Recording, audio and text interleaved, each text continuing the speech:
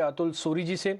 एक बार वो पूरा चंक देखते हैं। इसे बेहतरीन सवाल और बेहतरीन आंसर है, तो इसलिए समझना जानना बेहद जरूरी है। आइए देखते हैं चंक। Bank Nifty already new highs बना दिए हैं।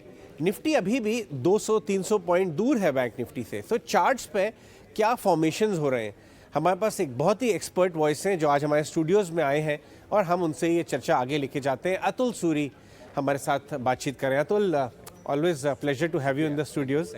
ये बताइए कि बैंक निफ्टी तो न्यू हाइज मारती है और हमने इनफैक्ट दिवाली पे भी आपसे बात की थी, आपने इसका अंदेशा पहले दिखा दिया था। निफ्टी स्ट्रगल कर रहा है और इससे दो बातें आ रही हैं निकल के बाजार में कि क्या हम कॉन्फिडेंटली क्रॉस कर पाएंगे या हम नीचे चले जाएंगे। देखिए, हमको जो ग्लोबल मार्केट्स है उसके बारे में भी सोचना चाहिए। आपका नैस्डैक लाइफ टाइम हाई से 30% अवे है, आपका डाउ 10% है, S&P 500 17% है और हम जाके न्यू लाइफ टाइम हाई ऐसे निकाल देंगे तो we are also part of a global economy. Actually हमारा है दुनिया में बेस्ट परफॉर्मिंग मार्केट रहा है लास्ट ईयर। हमारा मार्केट ही ऐसा मार्केट है जो एक लाइफ टाइम हाइज के करीब है।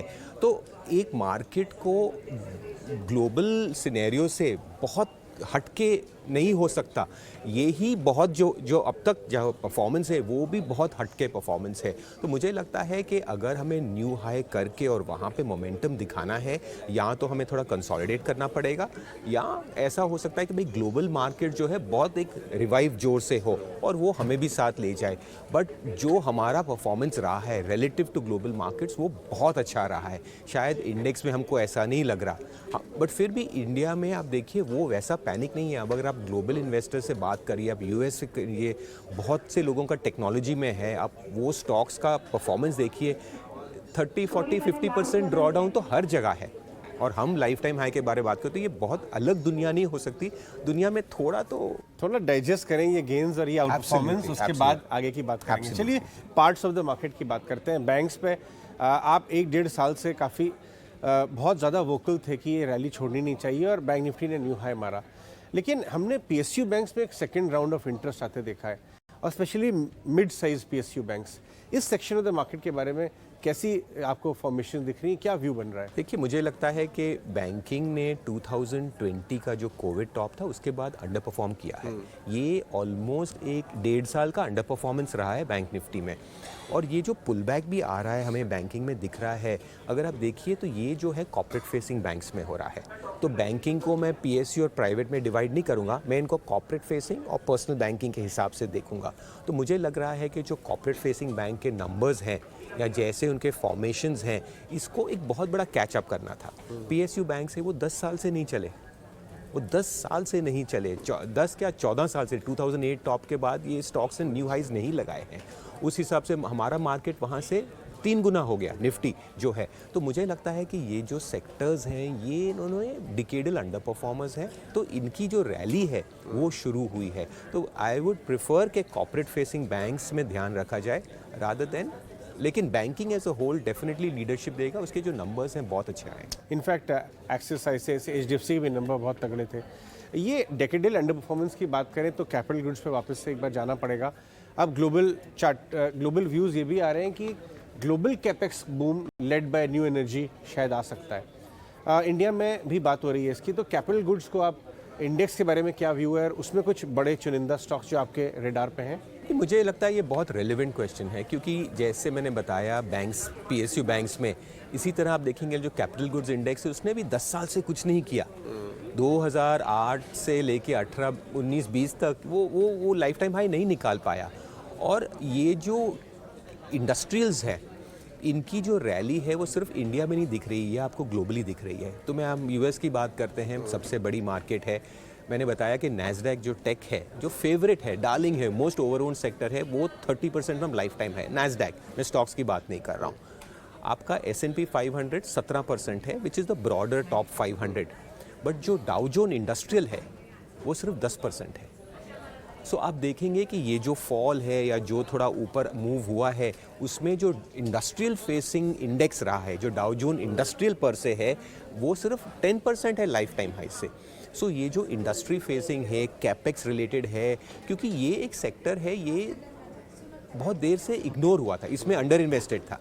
हम ज़्यादा ESG में चले गए थे, हमने जो है रिसोर्सेज में कम इन्वेस्ट किया, कमोडिटीज़ में कम इन्वेस्ट किया। अब दुनिया को लग गया है कि ये बहुत एक्सेसेस एक साइड हो गए हैं, ये जो आपका प्लेटफॉर्म बिजनेस है या न्यू टेक है, और इसीलिए अभी इन्वेस्टमेंट्स दूसरी तरफ आ रही है। देखिए ये एक पेंडुलम है, ये एक साइकिल है, कोई चीज़ इस मार्केट में कांस्टेंट नहीं रहती या कोई चीज़ इन्फिनाइट नहीं रहती, तो वो जो है वो स्विंग हो रहा है। तो मुझे लग रहा है ये जो tech, new age businesses, pharma et cetera जो है, उसका स्विंग आपको इंडस्ट्रियल्स और जो कॉर्पोरेट कमर्शियल फेसिंग एक्टिविटीज़ है उसमें दिख रहा है। अगर मिड कैप स्मॉल कैप्स की बात करें, वो इंडेक्स थोड़े लैग कर रही है लार्ज कैप्स को, शायद ओवरओन्ड हो गई थी या जो भी रीज़न रहा हो। वहाँ पे आपका कोई व्यू है मिड कैप स्मॉल कैप्स या कोई स्टॉक्स जो आपके रडार पे हैं?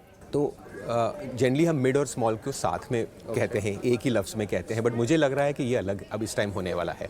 मुझे लग रहा है कि मिड कैप्स में बहुत से स्टॉक्स हैं जो बहुत प्रॉमिस ऑफर करते हैं, और जो हम सेक्टर्स के बारे में बात किए हैं, ये बहुत बीटन डाउन है, सालों सालों से अंडर ओन्ड है। बट जो स्मॉल कैप है वो बहुत बार एक नॉन इंस्टीट्यूशनल मार्केट रहता है, बिकॉज वहाँ पे लिक्विडिटी कम होती है, वहाँ पे ज़्यादा रिटेल ड्रिवन होता है। मुझे लग रहा है कि इस टाइम स्मॉल कैप्स में कोई उस तरह से जा रहे हैं, और जो जो जो बोलते हैं ना सट्टा वाले हैं या जो डे आउट करते हैं, वो काफ़ी सारे जो है ऑप्शंस ट्रेडिंग में चले गए हैं। तो जो न्यू मार्जिनिंग नॉर्म्स हैं, तो उनमें क्या है कि इंट्राडे ट्रेडिंग थे जो स्मॉल कैप फ्लोज नहीं आ रहे इसमें। उसमें क्या है, उसमें सट्टा करना मुश्किल हो गया है, महंगा हो गया है। सट्टा अब सब कहाँ करते हैं, आप जिसको मिलो रिटेल में वो ऑप्शन राइटिंग पे कर रहा है या ऑप्शन में कर रहा है। तो वो जो वॉल्यूम है जहाँ पे स्मॉल कैप में आपको एक्शन या वो इंडेक्स में तेजी दिखती थी, वो जो है वो ऑप्शंस मार्केट में चला गया है। वैसे अतुल, आपकी कभी दिलचस्पी नहीं रही उस साइड ऑफ द मार्केट की? ये सच है बात कि पूरे देश भर के पार्टिसिपेंट्स में ऑप्शन की तरफ एक न्यू फाउंड लव जिसे कहते हैं ना एक, लेकिन आप क्या व्यू देंगे जो नए ट्रेडर्स, नए बहुत सारे युवा देखते हैं आपको, क्या आपकी कभी दिलचस्पी नहीं रही वहाँ? बहुत नहीं, मैंने बहुत साल किया है, बट एक होता है कि भाई जिस्ट क्या निकला? नहीं, उसका जिस्त होता है, देखिए सबकी अपना अपना एक नेचर होता है। मोटा मोटा हर चीज़ में पैसा बनता है, आदमी हर चीज़ में पैसा खो सकता है। आप वॉरेन बफेट को भी फॉलो करके पैसा खो सकते हो, अब राकेश झुंझुनवाला को भी फॉलो करके पैसा खो सकते हो। क्वेश्चन है कि भाई उनका टेम्परामेंट और उनकी थिंकिंग और उनका कन्विक्शन वो आप नहीं पा सकते। तो जब थोड़े साल इस मार्केट में बीत जाते हैं, आप अपने को समझते हो, तो वो एरिया सब ट्राई किया है, ऑप्शन ट्रेडिंग किया है, निफ्टी है, इंट्राडे है, लॉन्ग टर्म है, सब किया है, बट इन द एंड आप समझते हो कि भाई ये मुझे जमता है, यहाँ पे पैसा बनता है, उस हिसाब से आप उस नीश को पकड़ते हो। ऑप्शन ट्रेडिंग में क्या होता है कि बहुत लोग बहुत चीज़ें कहते हैं, बट हिस्टोरिकली जो हमें डेटा दिखाता है वो काफ़ी अलग स्टोरी है। तो इसे as I said there is no statistical evidence, but काफ़ी सारे जो इंडियन ब्रोकर्स हैं वो भी बताते हैं कि भाई बहुत कम क्लाइंट्स पैसा उठा के लेके जाते हैं। तो शायद मैं उन्हें मानूंगा, लेकिन जिससे आप मिले हुए सेमिनार्स पे ऐसा लगता है कि सब करोड़पति हो गए। क्योंकि सर स्पेशली जो ट्विटर पे जो स्क्रीनशॉट सारे लाखों करोड़ों की और बेंटलीज देखी जा रही हैं, तो उससे हमारे व्यूअर्स और बहुत सारे युवा ट्रेडर्स को लगता है ये एक शॉर्ट तरीका है करोड़पति बनने का। तो आपके तजुर्बे से मैंने आपसे एक सवाल पूछ लिया। अच्छा, मीडियम टर्म में आपको यूएस मार्केट का क्या व्यू बन रहा है? क्योंकि नीचे से 28,000 वाला डाउ कल ऑलमोस्ट 34,000 का हिट किया, और हम लोग काफ़ी हद तक यूएस मार्केट की तरफ देखेंगे अब। सही है कि वहीं से क्यूज आएंगे, क्या फॉर्मेशंस हो रहे हैं वहाँ? देखिए, मुझे लग रहा है कि जो लास्ट वीक एक रैली आई है यूएस में, उसका कारण है कि देखिए सबसे चिंताजनक चीज़ जो है वो है इन्फ्लेशन की। अगर इन्फ्लेशन ऊपर रहेगा तो क्या है कि भाई आपका जो बॉन्ड यील्ड्स है वो महंगे रहेंगे। Correct, Fed tight monetary policy करेगा, जो इकोनॉमी के लिए अच्छा नहीं है, वो मार्केट्स के लिए अच्छा नहीं है। बट लास्ट वीक पहली बार जो इन्फ्लेशन डेटा आया है वो स्लाइटली बिलो एक्सपेक्टेशन आया है। तो ये जो एक रनअवे इन्फ्लेशन था उसका जो डर है थोड़ा रुका है, बट एक डेटा पॉइंट से नहीं होगा जब तक ये फॉलोअप नहीं होगा। और इसके लिए मैं बॉन्ड यील्ड्स देखता हूँ। अब यूएस 10 ईयर बॉन्ड यील्ड्स देखे 4.25 तक गए थे, अब वे 4.75 है। 50 बिप्स बहुत होता है, बट मुझे लगता है कि जब तक ये 3.5 तक नहीं टूटे, ये एक कंफर्म्ड बॉटम नहीं है। अगर 3.5 यूएस 10 ईयर बॉन्ड यील्ड्स तोड़ेगा तो मुझे लगता है कि there will be a roaring bull market in the US and globally.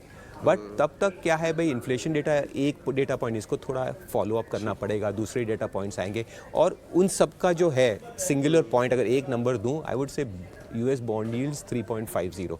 अगर उसके नीचे क्रैक हुए तो मुझे लगता है कि ग्लोबल इक्विटी मार्केट फट जाएगा। ठीक है, ऑलराइट, बहुत बहुत शुक्रिया अतुल हमारे साथ बात करने के लिए। शुक्रिया, थैंक यू।